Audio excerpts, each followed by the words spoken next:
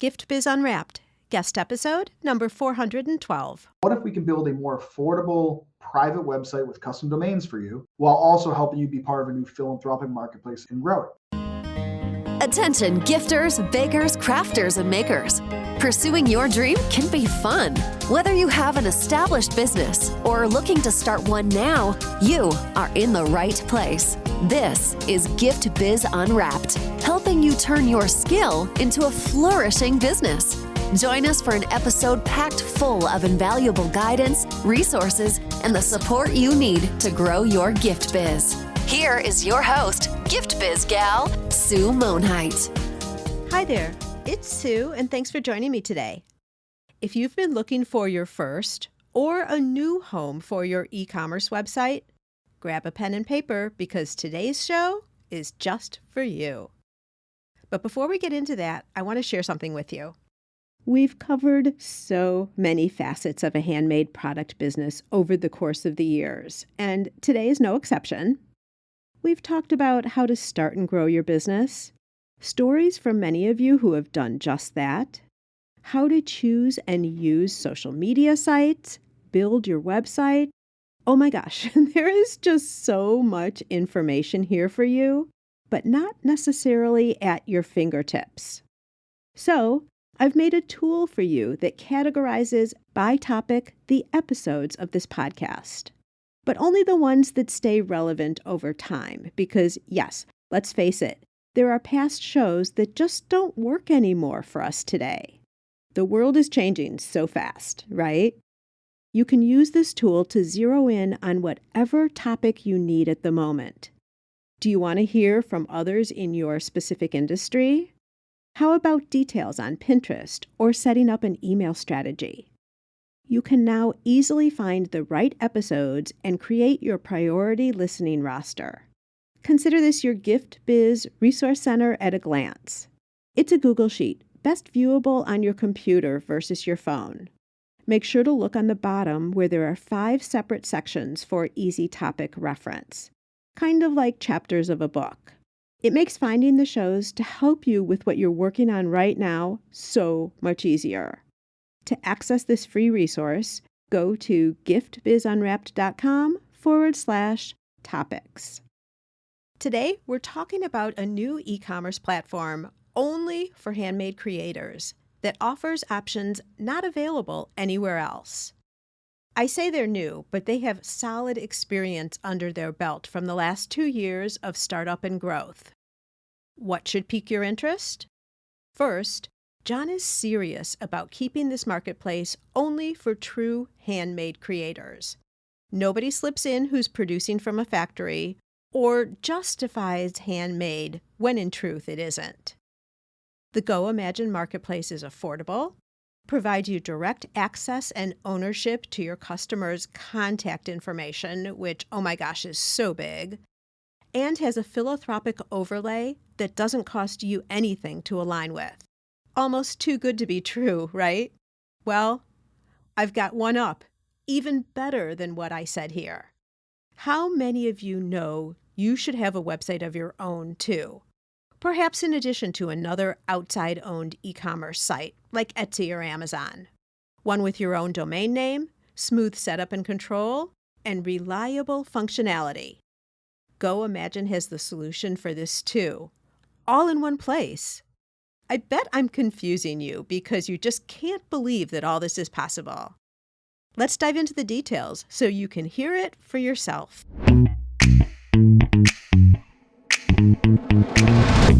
Today, I'd like to introduce you to Jon Lincoln, the founder of goimagine, the handmade marketplace that donates 100% profits to help children in need. This new marketplace concept is following in the footsteps of other great companies, such as Newman's Own and Patagonia, by building philanthropy into the fabric of the business. Since launching in 2020, goimagine has attracted thousands of makers and artists throughout the U.S., supporting their mission to create a more caring economy through handmade. This year, goimagine is adopting a shared ownership model where the vendors on the marketplace are given ownership in the company, including voting rights and board representation. It's with the support of the maker community that goimagine continues to grow. And they feel it's only right that makers are given a seat at the table when decisions are being made. Jon, I'm so excited to hear more about goimagine. Welcome to the Gift Biz Unwrapped podcast. I appreciate you having me, Sue. Thank you. Before we get into everything, we have to take care of another little task, and that is to have you describe yourself by way of a motivational candle. This is a way for our listeners to get to know you in kind of an undercover way, if you will. So, motivational candle for you by color and quote, what would it look like? Yeah, I remember you emailed me to ask that, and I've been thinking about it. Color, I think for me would be pretty straightforward. It would be teal because that is the color of goimagine. Although when you first said candle, it wasn't just the color, but I would tell you that I think my candle would also have one of those wicks you can't blow out. Going and going and going. Well, I'm a serial entrepreneur and I've done a number of businesses, and yeah, in life you can't hold someone down. And so, yeah, I feel like I'd have an endless wick, so to speak. From a motivational quote, I mean, there's so many of them, but in business, one of the quotes that I've always liked on the business side of things is from Henry Ford, which is, if two partners always agree on the same thing, one of them isn't necessary. And the whole concept of that quote is the fact that when you're building a business and you have partners, or in the case of our marketplace, I consider all of our makers and artists our partners, is that you're not always going to agree on the same thing. What really matters is you're getting the right decision through discourse and that process of having differing opinions. That's a healthy way to grow a business, is by having different opinions and finding the right answer collectively, instead of having a bunch of yes men who are just, agreeing with you on everything, because you're not going to get the right answers if you're not having some disagreement. Yeah, or you're only going to have a resulting product that is appreciated or welcomed by a certain portion of the community, right? Because we're all different. Absolutely. I do truly believe this, that the makers and artists on the platform are partners in the company. And one example would be, and we don't have to talk too much about this, but the definition of what handmade is. Right? Everybody has a different idea of what is handmade. And that's one of the things that we're working with our community on, our handmade guidelines, as we continue to grow on defining handmade. At the end of the day, that quote really comes to the fact that just because two people might have differing opinions, they're both valuable opinions and they help find that right common ground. Absolutely. And I like to, as the conversations evolve and good points come up, I like to slip in these extra points that aren't necessarily in alignment with the conversation. But one of the things that you said, Jon, while you were talking about your quote, I learned way back in my corporate world when I was learning management. That was when you took courses, they were prepping you to be a manager or something like that. One of the things they always said is, you don't want to hire people who look just like you.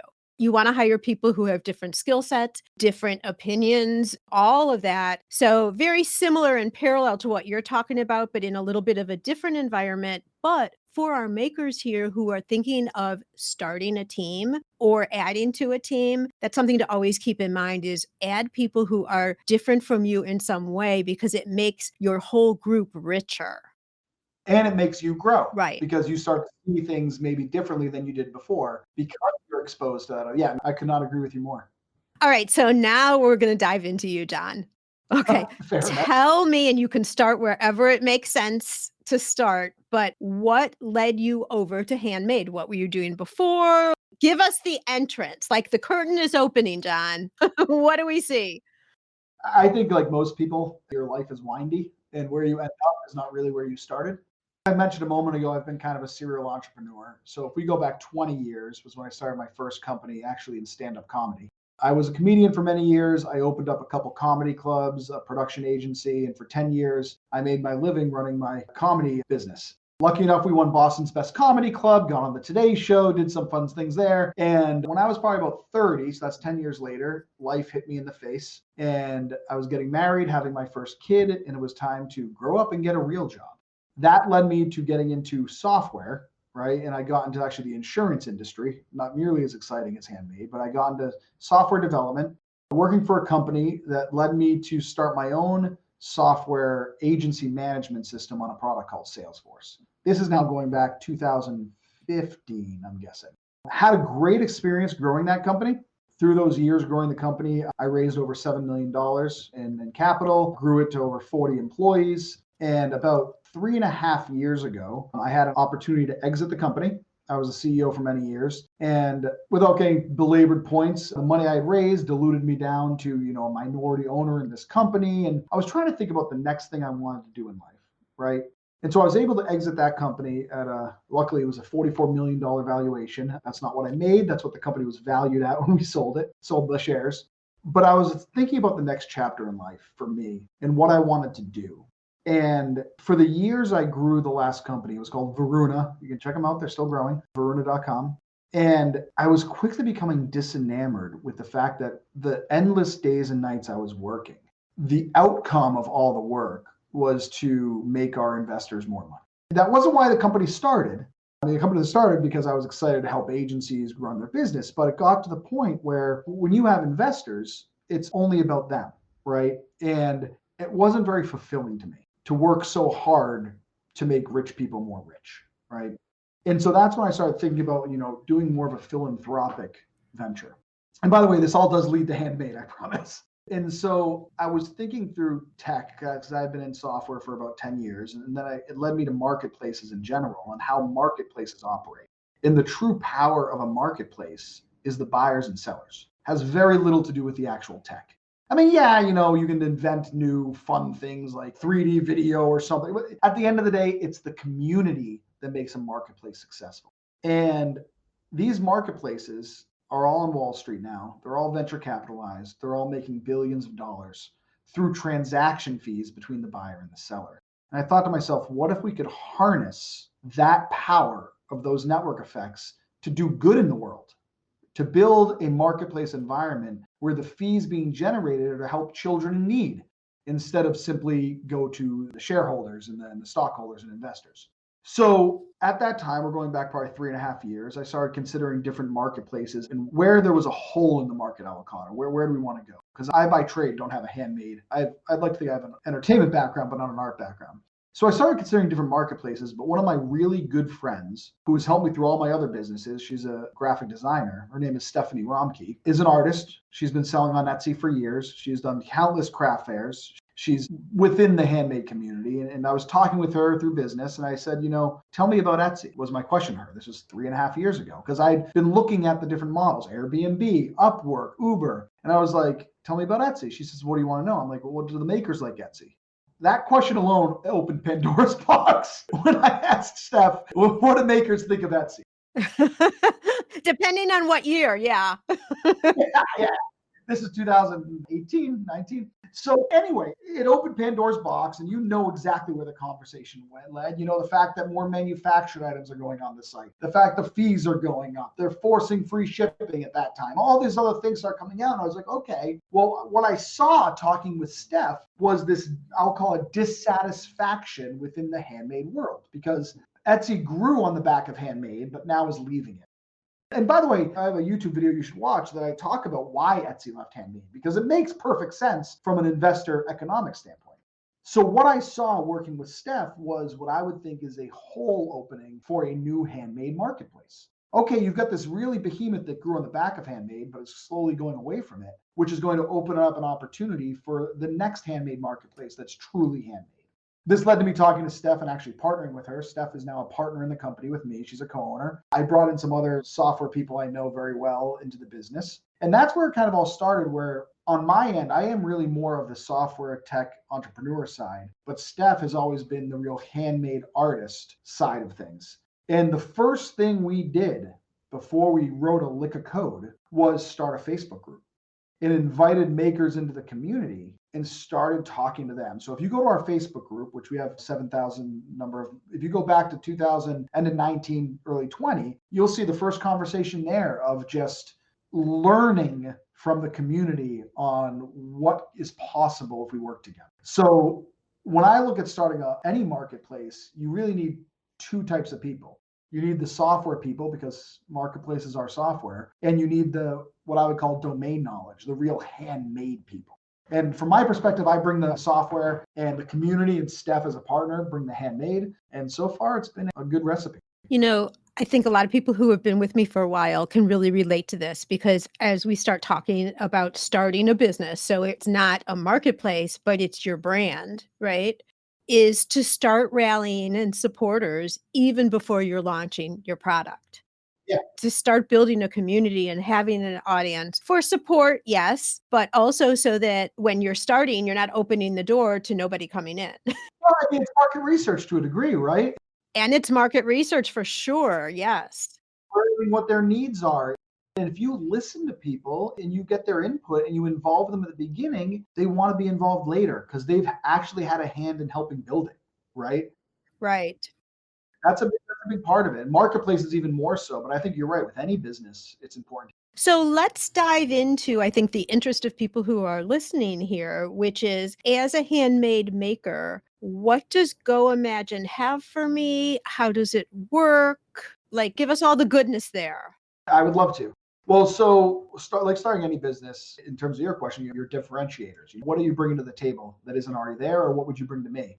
So we've been working on this for years. And obviously, the first thing is we're a marketplace, right? As we grow, we are building a buyer base and traffic is increasing.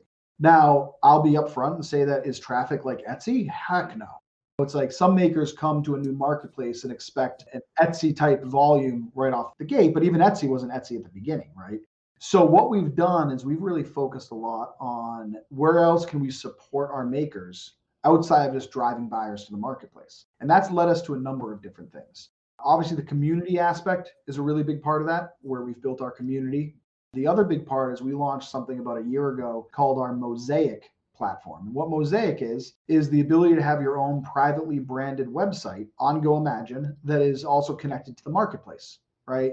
And we built that because what we found through our own research, talking to makers, is that a lot of them have been trying to find, how do I differentiate myself from being just on Etsy? And that has led to a lot of them saying, I'll start my own website. Well, that's great. You can go to Shopify, WooCommerce, Wix, any of those. But at the end of the day, they can be pricey. Shopify just raised their rates. I mean, they're $40 a month before you buy anything on top of that. And so we thought, well, what if we can build a more affordable private website with custom domains for you while also helping you be part of a new philanthropic marketplace and grow it? And so for $10 a month, you get your own website, right? So not only are we reducing your cost to have your own website, I always like to tell people that if you build Wix, your site on Wix or on Shopify, they're guaranteed to draw you zero traffic because they're not meant to draw your own traffic.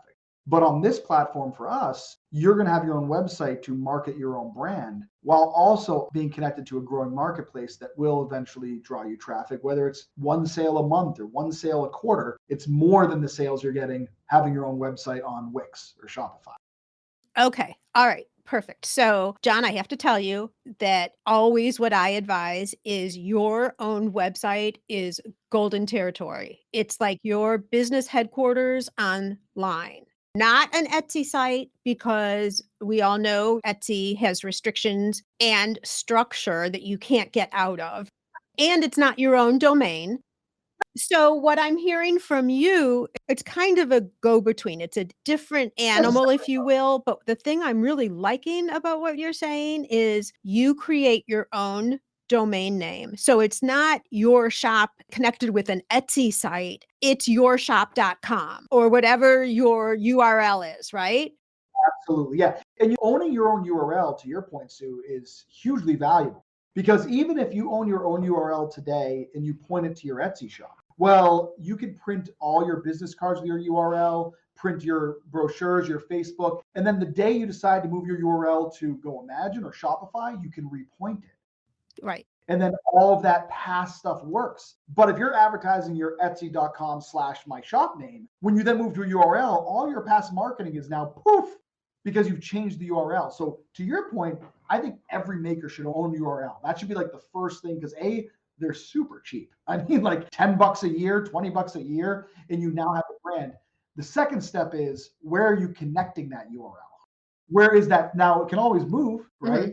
And to your point, maybe on goimagine, our platform gives you that stepping stone to have your own branded website, but we don't have every feature that Shopify has yet. We're still new. Maybe you'll graduate eventually and say, you know what, we're now a bigger company, we've grown, and now we want to move to Shopify that has more bells and whistles. Okay, so agree with you 100%. And the other thing, I have a couple of questions here. First off, let me ask just one more tech question, and then I want to get out of tech for a little while. Sure. A goimagine site, you guys are doing the hosting also, so there's none of that to be worried about. Okay, kind of like Shopify does hosting too, Etsy, but, everything but WordPress, kind of. Yeah, exactly. Yeah, so we do all the host. All right. Okay. So perfect with that. Here's the thing with e-commerce also, I feel that whether it's a site on Etsy, GoImagine, Shopify, every single one of those attracts a different audience and works in a different way.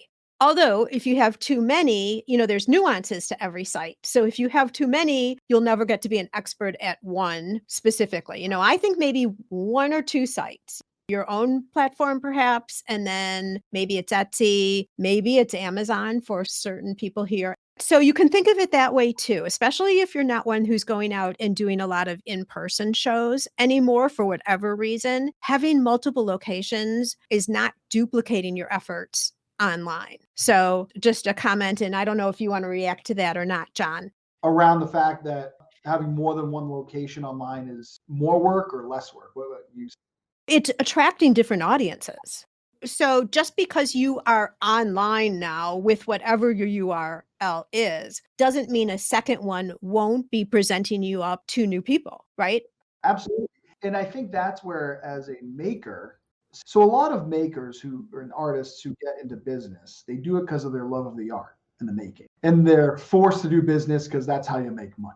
Right. So it's almost like they have to learn the business on the fly. They might have spent years making, they might have gone to school, art school, and they've learned all that. And then all of a sudden it's like, well, you also now have to think about branding. You've got to think about revenue. You've got to think about sales. You've got all this other stuff you have to learn. And that's why they come to people like you, Sue, to learn from. And I think when you look at so many places to sell today, the first thought often is, which I would ask is like, well, who are you as a brand?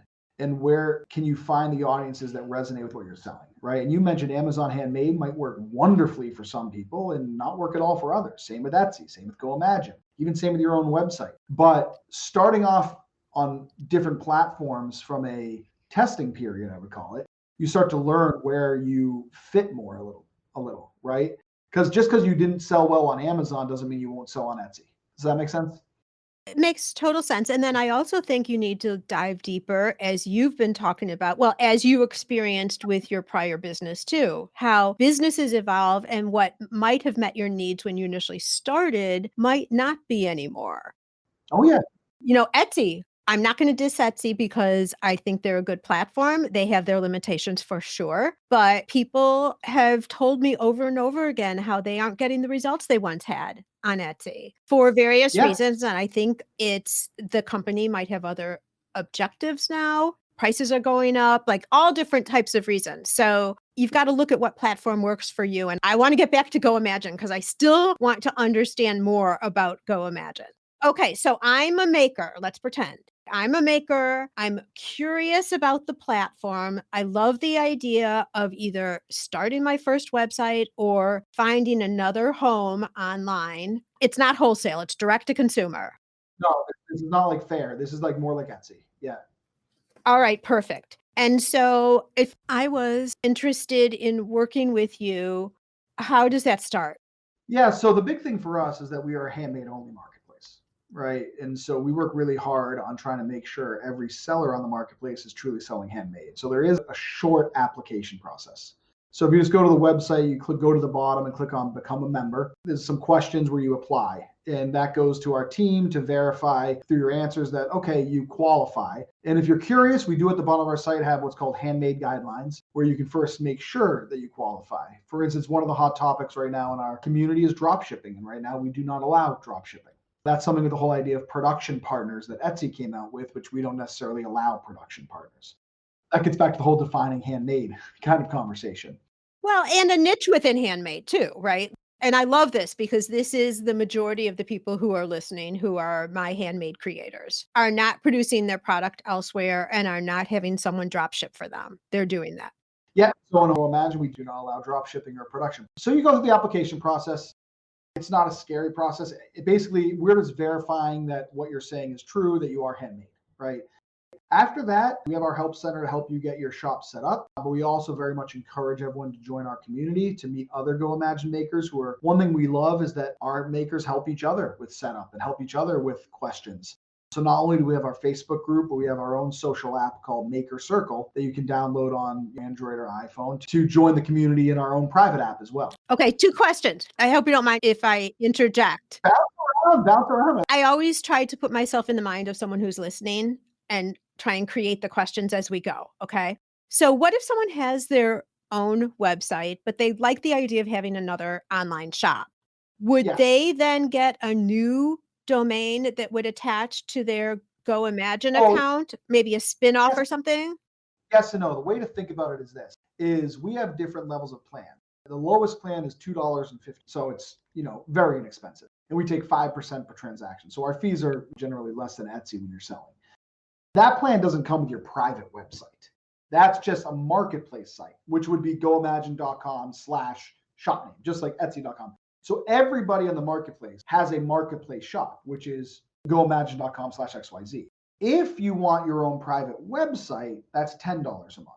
That's where you'd also get your own custom domain with a branded website that doesn't have all the GoImagine makers in it. So essentially for $2.50 a month is the lowest plan. You have a marketplace shop. And for $10 a month, you get the marketplace shop and your private website. So we've had a lot of sellers that have decided to say, you know what, I've already got my private website set up. It's going well. I'll get the lower plan and GoImagine, start selling there. We've had makers who have canceled their Shopify and then just started using our site instead. And some that just don't have websites at all and use the lower plans. It depends on what fits your needs the best, if that makes sense.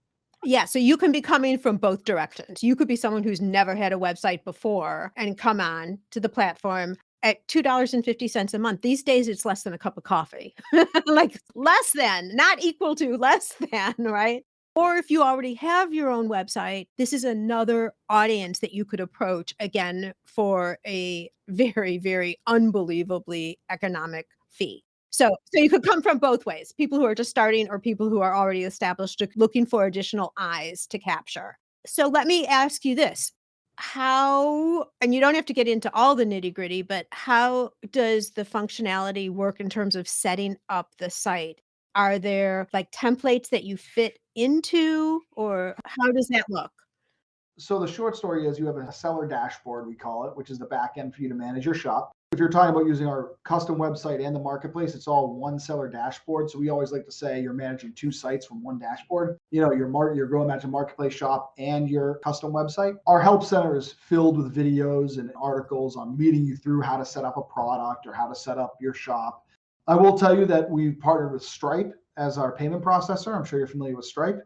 So you do have to have a Stripe account to use GoImagine. That takes all of 2 seconds to set up. And for those who don't know Stripe, it's just like Square or PayPal. Although I think better, but anyway, we can talk about payment processes another time. Yeah, so it all runs through one dashboard. In terms of templates, yeah, we have, for instance, our marketplace category. So every product can have its own, pick the category it belongs in, but you can create your custom shop categories, which is separate from the marketplace categories. You create the categories that resonate for you on your own website. Right, you on your own website for us, you create your own custom banners, your own custom color scheme and all that. But obviously in the marketplace site, it'd be GoImagine's color scheme, right? Because now you're in the marketplace. So when a visitor visits the site, if they're going to yourshop.com, it's all your branding. But obviously the goimagine.com/your shop is all of GoImagine.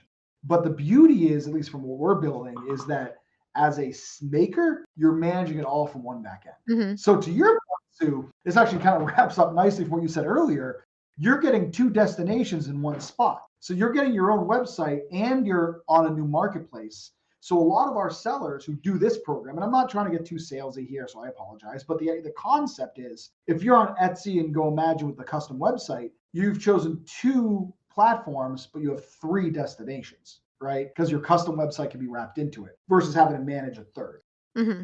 So that's kind of the concept that we're going through with the custom website aspect. Okay. Big reason we did the custom website, and this is where I don't mind talking about our strategy, is a lot of handmade marketplaces before us have come and gone, right? There's a graveyard of them. And why did other ones not succeed and Etsy did? And I think part of the thing when building a new marketplace, there's something called the chicken or the egg concept, which I'm sure you can guess what that is. But how do you attract buyers if there's no sellers? How do you attract sellers if there's no buyers? Right? How do you get to that inflection point where the network effects start happening? So more buyers brings more sellers, et cetera, et cetera. Now, a lot of sellers, and this is not just maker specific, but any marketplace, they'll join, Your job as a marketplace is to bring them sales. You're brand new, you don't have a lot of buyers, so they join. In 3 months, they cancel, they had no sales. Next buyer, seller joins, they don't get sales, they cancel. How do you grow a critical mass of sellers on a platform so that you can start attracting the buyers and get the flywheel effect? This is why we started offering own custom websites, because now it's not just about joining us and being on a marketplace for our sales, but the benefit of having your own website that you otherwise would have paid 3-4 times the price to a Shopify for. But now you're helping get a new handmade marketplace to generate those network effects and grow, right? And I think it's safe to say that the handmade world is longing for another handmade marketplace, I guess is a good way to put it, at least from everywhere I've been in communication with, that they really would love to see another handmade marketplace be successful. But the only way a handmade marketplace is successful is when the community and the makers rally around it. There's no other way. No one's going to come out of the woodwork with $1 billion, start pouring into marketing without any sellers. And that's just as true with Etsy. Etsy grew based on the support of the makers. In fact, the past CEO, Chad Dickerson, he was quoted saying in a shareholder meeting that the reason Etsy grew so fast was because of makers promoting their own shops. That's why Etsy grew. But we've gone into a point where marketplaces are so ubiquitous that sellers expect to, okay, I'm going to join Etsy and I'll just do nothing and sales will come. Or I'll join Amazon, I'll do nothing and sales will come. But a new marketplace needs to gain that support from the community to grow. That doesn't mean the marketplace can do nothing. The marketplace has to add value to the sellers. What are they getting for being there? In our case, it's your own website. And then on top of that, we can talk about our philanthropic aspect, our shared ownership model, which also is more things we're doing to show the community that this marketplace is being built for the maker community. This is not another venture capitalized company that wants to grow and sell to Wall Street. This is a company that is growing for the needs of the makers and the needs of, in our case, children in need, to help them. Okay, I have some other questions for you so that when we get off, they have enough information to come and really talk with you about it. And philanthropic is also part of that in a second. But walk me through, let's say I've got my shop up now. I've got products there. All the makers on the site are helping gather their communities over to purchase from that site. I have like 3 questions at once. I don't know which way to go first. Let's go with a customer buys a product from me. What do I see as a maker to handle the fulfillment of that product? Because we've already talked about it's got to be me. It's not drop shipping. But so how does that happen? I wanted to pause this discussion for a second to let you know that I recognize you may be feeling overwhelmed right now. I mean, I bring on great guests who are specialists in their fields, and we get into fabulous conversations that you know can help grow your business. So, after the show, you have the full intention of grabbing a download, making an adjustment on your website, or any number of other ideas that arise as a result of this podcast. But what happens? You get back to your other activities, and the momentum you once had gets lost. What you've planned to do is forgotten. Then you feel bad because your business is going on as usual without implementing anything that you know would help grow your business. We're just too busy doing all the things, like a robot, moving from one thing to another without thinking. Because we have to. I get it. I've been there. But guess what? There is another way. Since I recognized this exact behavior in my own business, I set out to do something about it. And now, what works for me, I'm sharing with you. I formalized the process, and it's called the Inspired Daily Planner, made specifically for gifters, bakers, crafters, and makers. But it's not your ordinary planner. First off, it comes with a video explaining my productivity strategy. Plus, it's not dated, so you can start using your planner the second it arrives at your doorstep. And that's not all. Included for each day is a motivational message or business building tip, and plenty of space to capture and book in time for to-dos, schedule appointments, and all those other ideas that are now getting lost. Think of it as a book and a planner all in one. yet compact enough to carry with you and resource as necessary. It's the perfect solution to truly act and move your business forward. Go to giftbizunwrapped.com/inspired to get your hard copy planner along with my Power of Purpose video that will set you on the path for true business growth. This makes a great gift too. So if you have a biz bestie, pick up a planner for them too. That link again is giftbizunwrapped.com/inspired. Okay, let's get back to the show. Yeah. So in the seller dashboard, which is your back end to manage your shop, you're going to get an email that says, congratulations, you got a new order. You log into your shop, you're going to see the order there. We do have integration with Shippo, which is a shipping label product, where any orders that come in, if you want to use Shippo, we'll create the order in Shippo. So you can go to Shippo to print the label for that commercial rate label. And without having a duplicate entry, it's all there to print the label. You'll manage all your sales within our dashboard. You can mark them complete. You can mark them needs more information. You can communicate to the seller through the dashboard. If you have a question, go back and forth on the platform. It's very similar to Etsy, I guess, in that sense, where you're going to manage the shop and any orders that come through. Is there a specific required turnaround time? No. So one of the big things for us with this marketplace is we want to help makers build their business, but not tell makers how to run their business. And marketplaces that have gotten to the size of an Amazon or an Etsy or all that, they've really tried to cookie cutter all makers into one path, right? You've got to turn around X amount of time. Here's your template of shop policies. We have a section for shop policies that you're encouraged to put all your information in on your own return policy, your own cancellation policy, your own turnaround times. We have a shipping time frame box that right on the top of the product says the time frame you can expect to get the product. From goimagine's standpoint, we don't require any specific turnaround time, although we highly encourage providing that information up front so the buyers are understanding of what they're getting into. Okay, and is it by product? It is, yeah, shipping time frames by product. Yeah. So great for people who offer customization or a product line where different pieces, they're made to order and they take different amounts of time. That's also a good point, is that we have unlimited options and variations. So you get to create your custom variations. So, everyone has pick your color, pick your size, pick your necklace, your chain length, or whatever else. Our system allows you to create them custom. So you can have as many as you need and as custom as you need in terms of those drop downs. That is huge. Because I know on Shopify, it's challenging for people to be able to put their options with the apps that you add on and, all of that. Like if there's different colors, sizes, like all of that gets a little bit challenging. And in some cases, like on Etsy, you have to take multiple pictures of a million products if everything's custom to sell. So this sounds like a much more user-friendly from someone who offers really one-of-a-kind type products. Am I right here? Am I reading this right? Absolutely. And to that point, this is a lot of the feedback we've gotten from our sellers who are on the platform. They love the fact they can create custom drop downs and feature and variations. Another feature they like about us is we have what are called hidden listings. So if, to your point, let's say you're doing a custom work for someone and you want to send them the link to pay for it with the pictures of what they bought, it's not listed on the marketplace or in your shop, but you have a hidden link that you can share with them. They can pay you and see the pictures of the custom work before you send it out. Very nice. Yeah.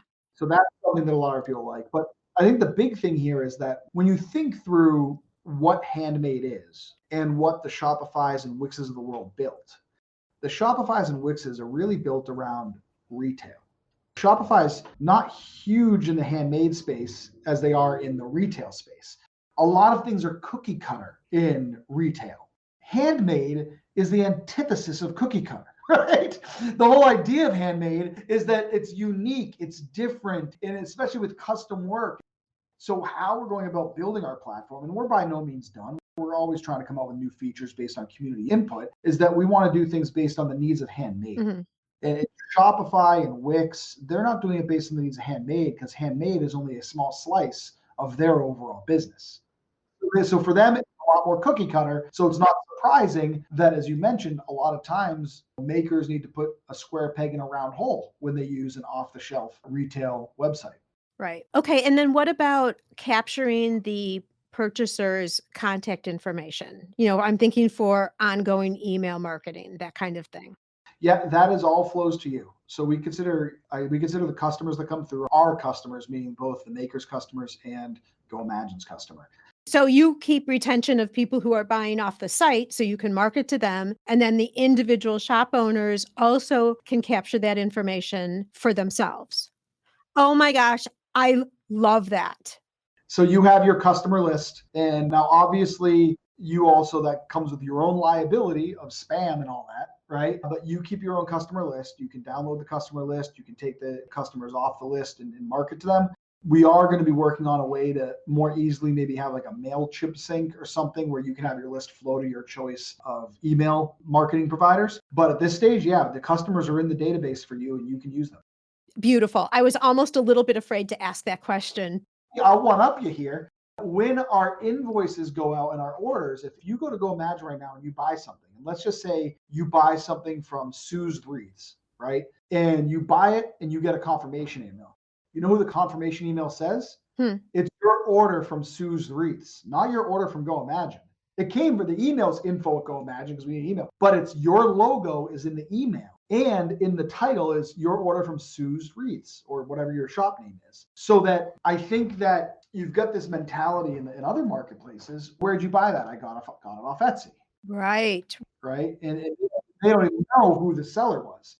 Well, in our world, we really are thinking that from our ethos is it's both of our customers. We want them to know about you and about us. Right. So we're not hiding the fact. In fact, we're propping up the maker. We think that's actually for us a competitive advantage to really highlight the maker versus what bigger marketplaces have done. Yeah. Well, that in combination with the fact that you can have your own domain owned website through you, and all the other things that you're providing, I agree with you. I mean, this is great. Okay. So talk to me more about the philanthropy part, because for a maker, we're going to pay for the services. We're going to pay for product listings. Is it by product, listing by product? No. So the way it works is we have a membership fee, a flat membership fee, which includes a number of listings. So let's say we have a $5 plan. For the $5 plan, you can list up to 100 products. Whoa, that's a lot. Yeah. And for the $10 plan, it's 1,000 products. So unlike, we'll just use Etsy as the example because everyone knows them. They do a 20-cent listing fee. We have none of that. Ours is just a flat monthly rate that you can plan on. Then we take a small transaction fee like every marketplace. In our case right now, it's up to 5%. Our fee is 5% without any other hidden fees other than the Stripe fee, because I want to be transparent. Stripe charges their 2.9%. Well, Stripe is coming from Stripe. So everyone understands, like, that just flows through. You can't do anything about that. And so this is getting to the point that I was trying to understand. So is it 5% or whatever the percentage is? 5% to GoImagine, and then you can call 3% goes to Stripe so it's 8% total is what's coming out of your transaction. So 8%. And so then a portion of that 5% is what's being donated forward, right? Absolutely. Yes. Okay. I was trying to understand where the money came from that was the charitable portion of the money. So that's important to distinguish. So the whole, as we talked about earlier, the real passion here is to create a philanthropic marketplace, right? We're doing it in handmade. We're doing it with the support of the maker community. But the idea is to continue to grow this. And the bigger we get, the more we get to donate. Now, we've been donating from day one, even when we were operating at a loss, right? So we've donated, I want to say, $20,000 to 4 different charities so far, which, I mean, it's tough when you're a startup. I'd love to say it was $1 million, but so far we've donated $20,000. It's going to get there. It's just not yet. So with the supports, we've donated about $20,000 to the 4 charities that you can see listed on our site. You can go to the site and see the charity partners. We can talk about them. Now, the goal, our real goal is to, as we grow and the donations grow with it, is that our maker community can help us guide where those donations go. So that eventually the vendors will have input. At this point, it hasn't been enough money to want to have a big vote or anything on where the money goes. So we just let people know where we're donating it. But I see a path where the makers get a part of the decision. And that goes into where we're giving the ownership to the makers to start getting them involved on those decisions. So we run on a similar model as Newman's Own. I use a lot because a lot of people know Newman's Own. They've been around 40 years and they've done the same thing that we're doing, but with salad dressing, Right. And Patagonia just last year, which was exciting for us, changed their business model into an all profits to charity model. And that you can look up is Patagonia is doing something similar now too. And I truly believe that this is the future of where you can create what we call a caring economy, but you can also use the word conscious capitalism. There's conscious capitalism and then there's predatory capitalism. And capitalism, I think, is a wonderful thing. I mean, it's the foundation of our country. But runaway capitalism can also do a lot of bad things in the world due to greed, right? And so this model is a model that I believe can support the employees at the company, support the makers selling, and do good in the world with the money you're making, right? And I know it's a lofty goal, but beyond all the other stuff we talked about the marketplace, this is really where I think the handmade community with us has an opportunity to show the world there's a better way, to say there is a better way. Because just like I mentioned earlier, marketplaces are nothing more than a community. Mhm. The buyer goes to Etsy is because they know the handmade seller's there. The reason the seller sells on Etsy because they know the handmade buyer's there. It has nothing to do with Etsy. It has nothing to do with Amazon. You don't care what the site was called. It's just that they're there. And if the community in the world rallies around a concept like this, there's that vision of it's the same maker, it's the same price, it's the same product, everything's the same. What's different? Children in need are getting helped. That's the only difference. And who doesn't want that? Yeah. So, Jon, this is now past. We're a little bit late for this, but I created a nationally recognized day for makers. It's called National Bakers, Crafters, Makers Day on January 21st. So it's just passed. But for the episode, I have 2 episodes that were recognizing and honoring makers. And in one of them, I put out a questionnaire to makers about what value they gave their customers and what value their businesses gave them. And everything, the whole umbrella was giving and caring and spreading joy to the world, right? And we've also done some podcasts, and this is leading to a point. We've done some podcasts from people who have started their business also with a give back element. And most of the time it's a give back element because it's something that the maker has experienced personally. Right. Illness, Yep. whatever it is. And I know that there are a lot of makers who would like to do that, but have no idea, number one, how to set it up from a tax standpoint. Some people will say, oh, a certain percentage of a couple products is going to go to maybe their local fire station or some type of a project. But I'm seeing this also as an opportunity for makers to join something bigger than just themselves. They don't have to do anything to also help promote the fact that sales from their products through goimagine go to your groups, right? Absolutely. Yeah. Well, that's the whole idea. The idea is like we're not asking anyone to do something different. Sometimes makers contact us or find us and say, wait, so I donate my money? Like, no, you're donating nothing. In fact, our makers are making more money because we take less of a transaction fee. It's that we're doing the donating through the business model. And have you ever heard the term a rising tide floats all boats? Oh, of course, yes. Right. And that's kind of how I envision every marketplace. And up until now, the internet has been a new thing, and marketplaces came around, probably the 2000s was when they really started to blow up. And where money, greed follows, right? And where greed goes, so does Wall Street. And we don't want to get into that. I mean, I have no real negative input other than the fact that we can do good in the world. But the point is that we're now in a more mature internet. We're in a mature online environment where now we see how the public world and society is getting built online. And naturally, corporations were the first to get there because there was money. And all the other people who weren't trying to rush to the money are kind of seeing the effects later. It's now 10 years later. Corporations got there 15 years ago, and everyone's going, holy crap, it's all corporations that own the world.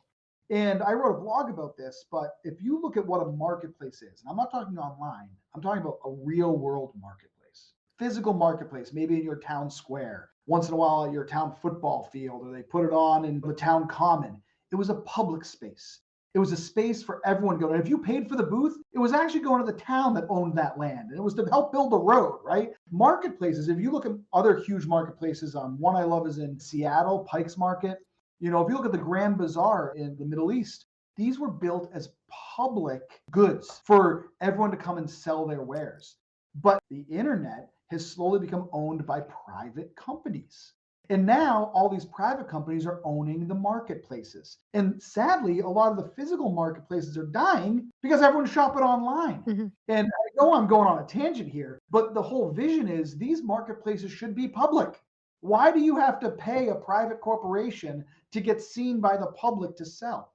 And so the whole concept here is let's build a better foundation for marketplaces. And the best way I could think to do it was philanthropically.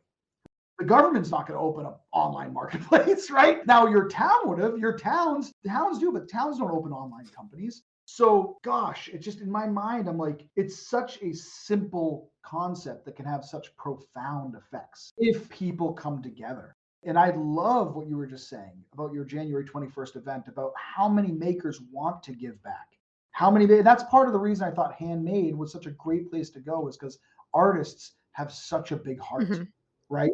And so as we grow the company, the reason we are actually giving ownership to the makers, and as I mentioned to you in that, I think, intro I sent you, is we're giving them board seats to sit on the board, is because we want the makers to be involved in the decisions, right? And who knows where that's going to go? I don't even know yet, because you're saying, makers want to give to their fire department or their local homeless shelter, whatever, and maybe our community decides that we'll work towards a path where instead of goimagine donating to charity, you get to pick the charity of your choice, and a percentage of the sales that we would donate go to that charity you're choosing, right? I don't know. There's an option. Mhm. Or a split, like some support the charities that you've already designated, but another could support a local charity. You could do like a combination too. Yes, but this is a decision for the community. And I'm not sure if did you see that Amazon Smile is ending? Yeah, I did see that. Yeah, Mhm. so unfortunate. But why is that? And I read a whole article about it. It's because, well, they did it for a while, but times are tough. Yeah, they're laying off people. The first thing that matters is their bottom line, not the charities. And that's the wrong way of thinking, because if anything, the people who need the money more now are the charities, right? Right.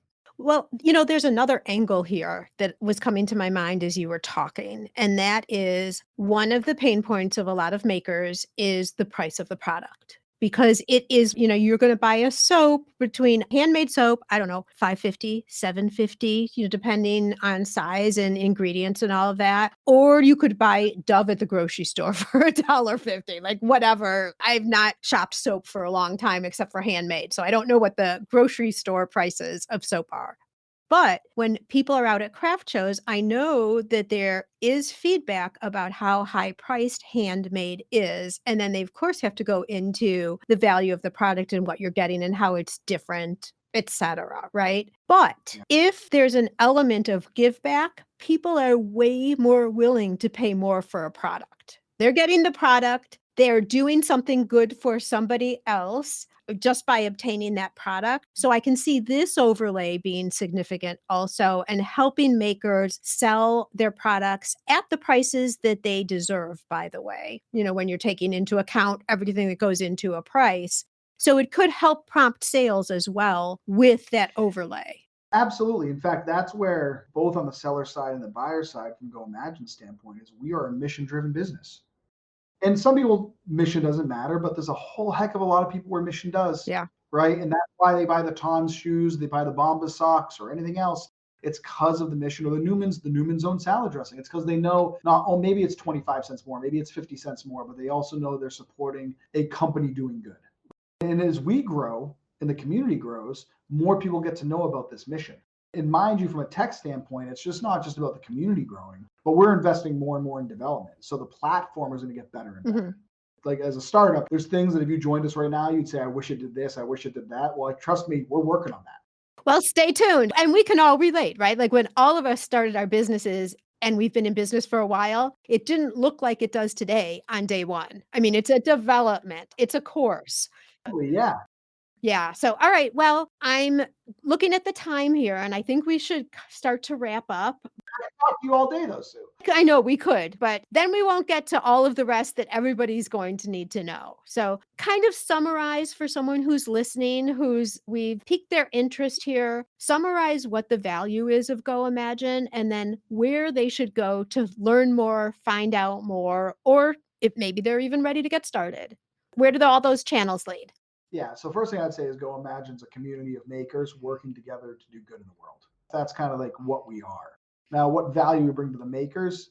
We mentioned that there's your option to have a private website. We, of course, are building a marketplace of more and more buyers who are coming to the marketplace to find your goods. And we also have a growing community for you to get to know other makers that are working the same direction you are.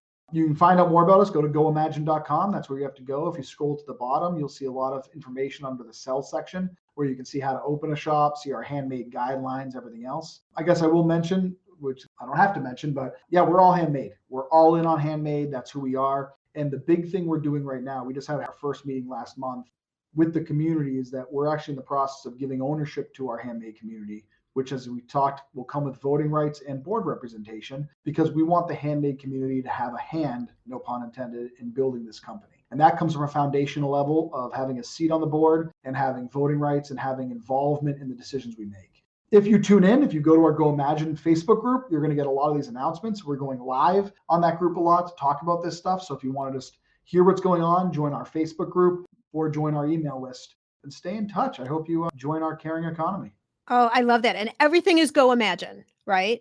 Go Imagine. Yeah, we do have an app called Maker Circle, which is our community app, which is a social app you'll see on Go Imagine. But that's member only. So you have to become a member to get into that community. But that's the app. It's called Maker Circle. Okay, but in terms of any social or the website, it's all Go Imagine. Yes, there are a bunch of Go Imagine Facebook groups now, because some of our members had it. There's one called the Go Imagine Official Makers Group. That's ours. But I think there's like 10 different Go Imagine, because there's 100 Etsy groups out there now too. So you'll see a lot of, and we love people supporting it, so we don't stop people from creating their own custom Go Imagine groups. But look for the Official Makers Group is what it's called.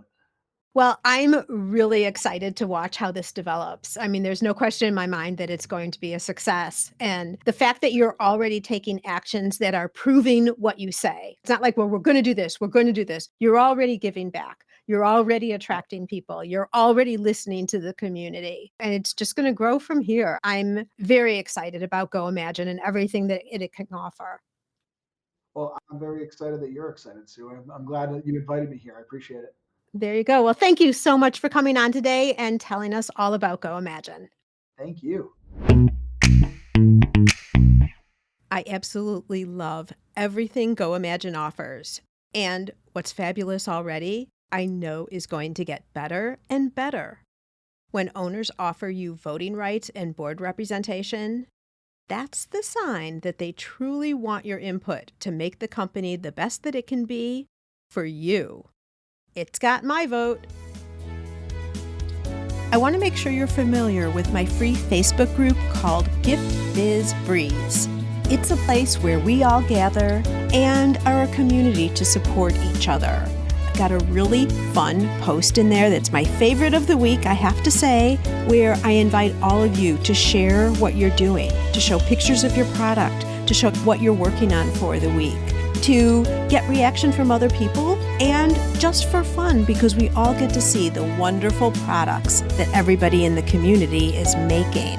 My favorite post every single week, without doubt. Wait, what? Aren't you part of the group already? If not, make sure to jump over to Facebook and search for the group Gift Biz Breeze. Don't delay. Come join us in Gift Biz Breeze today.